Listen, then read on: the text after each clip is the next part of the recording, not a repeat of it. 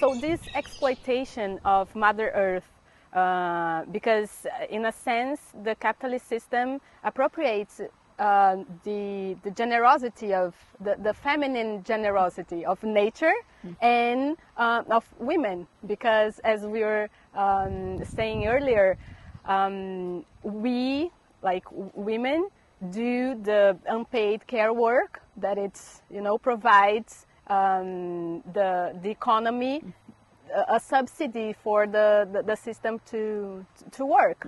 So how do you see like this exploitation of Mother Earth and the human mother, and what is the solution? Like, what is the exit for us to like, what's the solution to stop this exploitation? Let's put it that way. You know, the idea that nature is dead and inert and just raw material to be extracted is a result of the colonial industrial age. And what we call capitalism is nothing but colonial commerce. You know, declare other people's land as your property, make people work in slave conditions to generate wealth from resources that were their commons, but now are your property. People become property. That's what slavery is. And this system, you know, they worked very hard at putting it in place. And, you know, in my new book, From Greed to Care, I went to all the roots of all the words that are used in today's time. The word capital used to mean animals and livestock in Italy. You know, the word kaput is the heads of cattle. Even in India, your real wealth was the number of cows you had. That was the true measure of wealth, your living family. But when extraction happens, you take the commodity and turn it into cash. I know for the history of India, when the East India Company invaded us and ruled us, and then the British ruled us, they transferred $45 trillion equivalent of wealth by making the peasants whose land it was pay taxes to the British.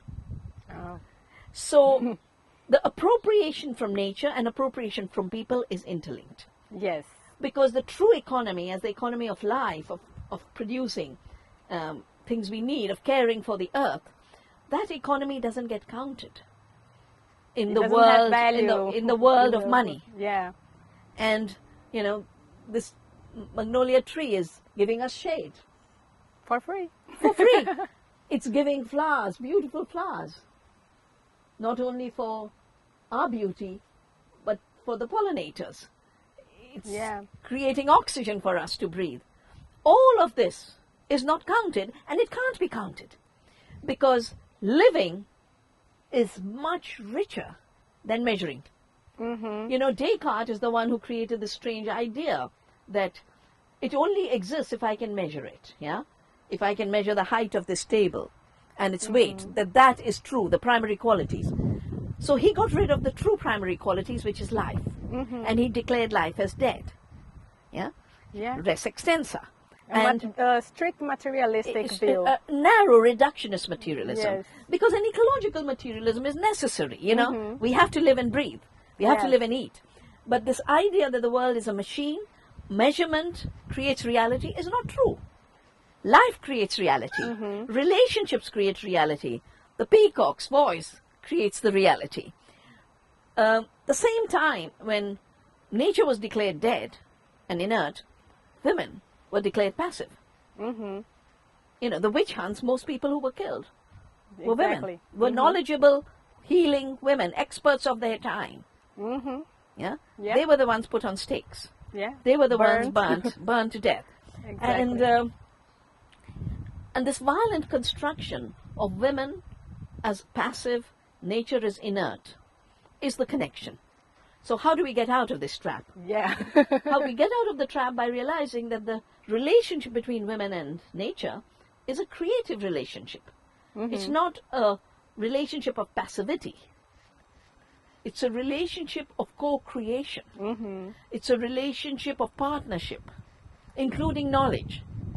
There's a very beautiful poem I've cited in my books which says, do you see those flowers across?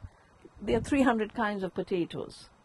But those potatoes and their flowers are my blood and my sweat because I grew them with my body.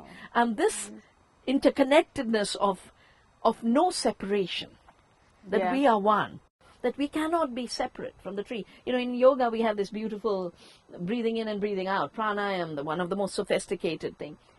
And basically, when you breathe in and breathe out, you say, soham, you are, therefore I am. And this knowledge of interconnectedness then creates liberation of a new interconnected kind. Not one superior part getting liberation by stamping on the rest.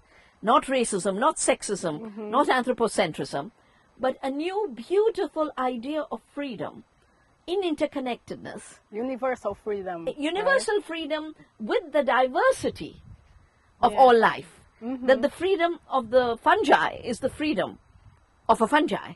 The freedom of the tree is the freedom of the tree. Our freedom is the freedom of a human, but not in separation, in interconnectedness. And therefore respect, reverence becomes the basic mutual gift economy. And we don't have to measure it in money, because the people who are measuring it money have already worked out that if we own all of nature, and if we own the photosynthesis of every leaf of the planet, and if we own every drop of water flowing in every river, we can collect rents from humanity that will create $4,000 trillion. Now that is what we should be worried about. That we need a nature's economy where we realize nature's alive. We realize women and peasants and indigenous people work with nature. And that is the true economy. A fictitious economy of fictitious finance, cooking up 4,000 trillion to steal everything from the people who have protected it, from the women who protected it, indigenous. That is going to be the contest of this decade. That is going to be the contest. We've seen land grab, we've seen seed grab, you know. Why did I dedicate my life to saving seeds? Because the Monsantos of the world said we made the seed. We invented the seed. And therefore you will pay us rents. And you will not be allowed to have your own seed. So I learned 3 things. First, that they work by appropriation of the creation of value by life. Second, they create monopoly. Third, they make it illegal for you to do what is free. And that's how this economy has grown. And the way we break out of it is recover the commons. We will not obey your intellectual property laws. We will save our seeds. We will not grow toxic GMOs. We will grow seeds that are climate resilient, that are nourishing, that are nutritionally dense. And we will work together as communities in cooperation, and that is our strength. You know, capital divides. Communities unite.